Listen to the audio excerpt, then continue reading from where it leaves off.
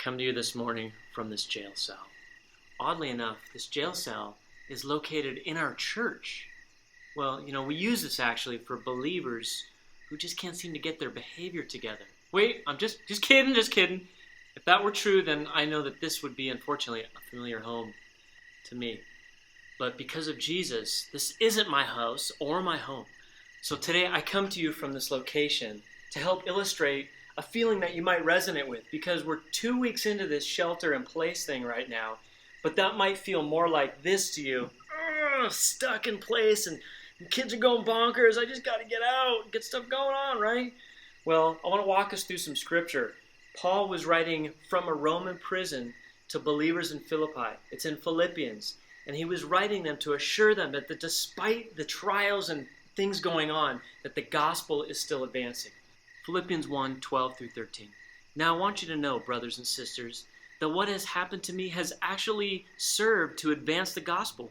As a result, it has become clear throughout the whole palace guard and to everyone else that I am in chains for Christ.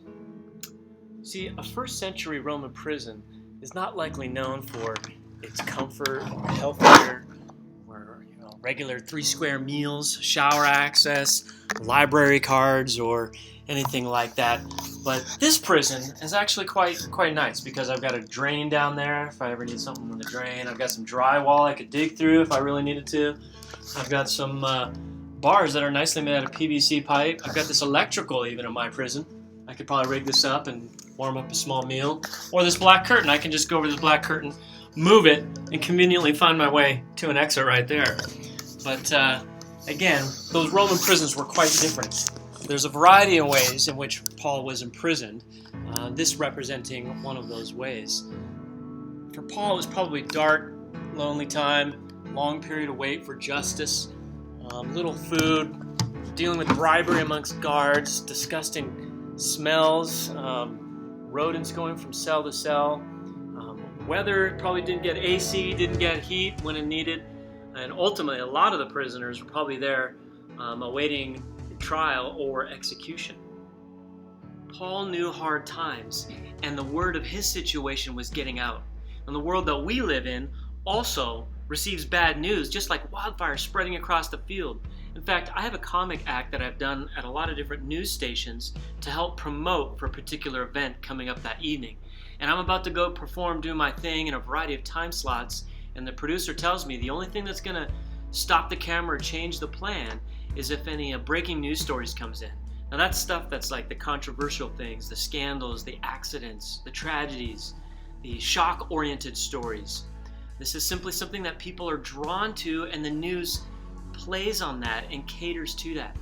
All of this chatter, unfortunately, exaggerates bad news even more and more. And as a result, many different companies will even compromise their values, adhering to the slogans, bad press is good press, because they're just selfishly glad that their name's getting out there. Bottom line is, news travels quickly, that is bad. And news was getting out about Paul's situation.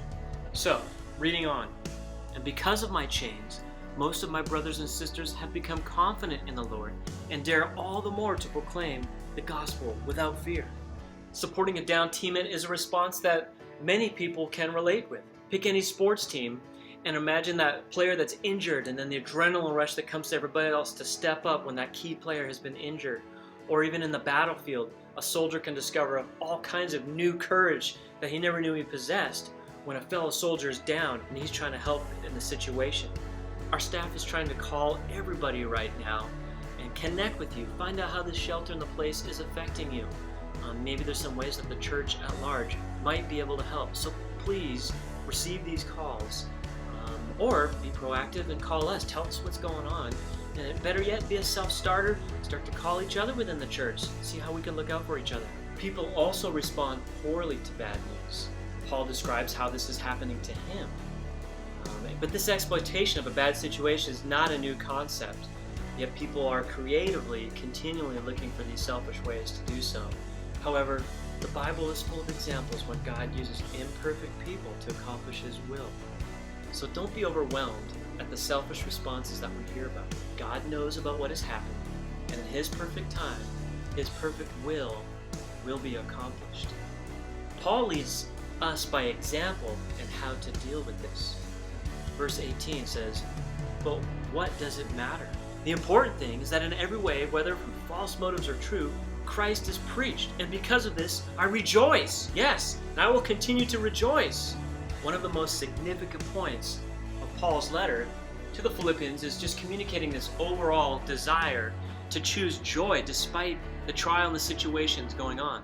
So I'm hoping that we can share these concepts with our friends, with our families, with our life groups, because what Satan intended for bad, God can use for good. Paul is basically saying, you could put chains on me, but you can't put chains on the gospel. And so for that reason, I choose joy. Yeah. God uses these trials for his purpose. Joseph was left for dead by his brothers, but then became second in command over Egypt.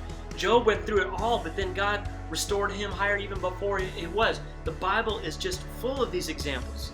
So during this season of COVID-19, some people respond in a healthy way, others will respond in a selfish, odd way. In either situation, your joyful response will continue to inspire others and point people towards God, which is most important. So ask yourself, how do others see my faith in the Lord as I go through these trials? I want to encourage you to choose joy. It's J-O-Y. This is the order. You do J, Jesus first, O, others second, Y, yourself. That will just get us outwardly focused. Pray to the Lord to reveal any chains in your life and how he might use those trials and those difficulties to work through you. And remember what Paul said. Well, he didn't say this, but remember this feeling that says, you can put chains on me, but you can't put chains on the gospel. I choose joy!